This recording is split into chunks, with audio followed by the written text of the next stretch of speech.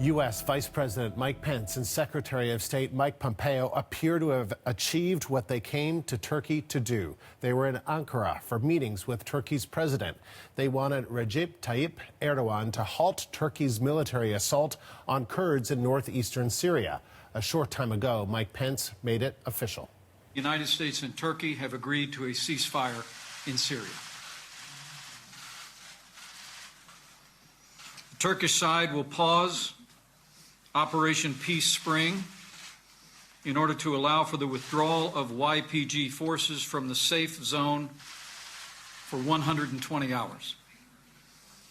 All military operations under Operation Peace Spring will be paused, and Operation Peace Spring will be halted entirely on completion of the withdrawal.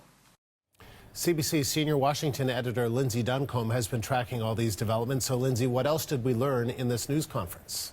Well, the reason why Turkey may be agreeing to do this is what Mike Pence and Mike Pompeo were talking about in this meeting, and that is the prospect of increased sanctions on Turkey. As a result of this deal, the American officials say there will be no new sanctions on Turkey, something that they had threatened. And then if the ceasefire continues, lasts, if the Kurdish forces are able to get out, then the new sanctions that were put on earlier this week will then be removed. So that is the background to how they got there. The other thing that is significant in this is that Mike Pence explained that both countries have agreed to work together to protect and keep detained those ISIS forces. One of the big worries about what's been happening is what would happen to those ISIS fighters that were captured. They became the property or the responsibility of Turkey. Now it appears in the statement that we've got from Mike Pence, the Americans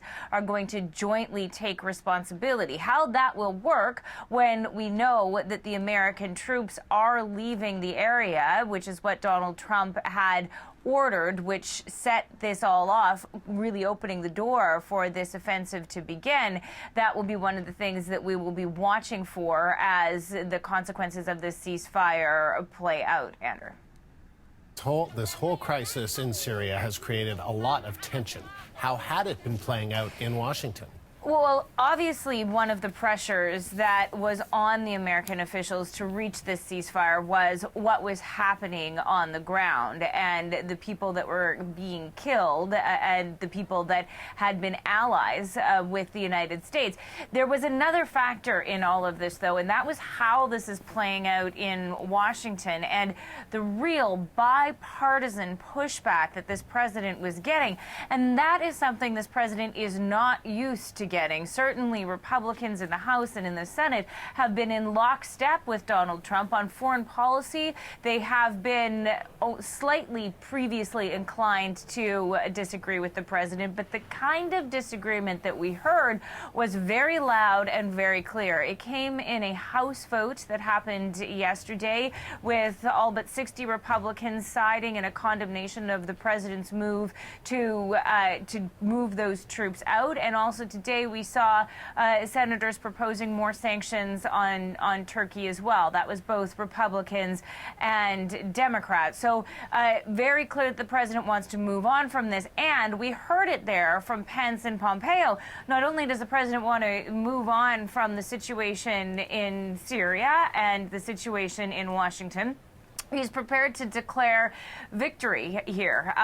The language that Mike Pence used in terms of characterizing the ceasefire was very much flattering Donald Trump and saying that it was because of Donald Trump's friendship with Turkey and President Erdogan that this was possible. So we can see how the White House is going to play this, diminishing, which they have been doing all along, that the fact that this crisis was happening was because of the president's own doing, and instead placing this administration and this president as being the ones who are able to come in and stop the horrors from happening.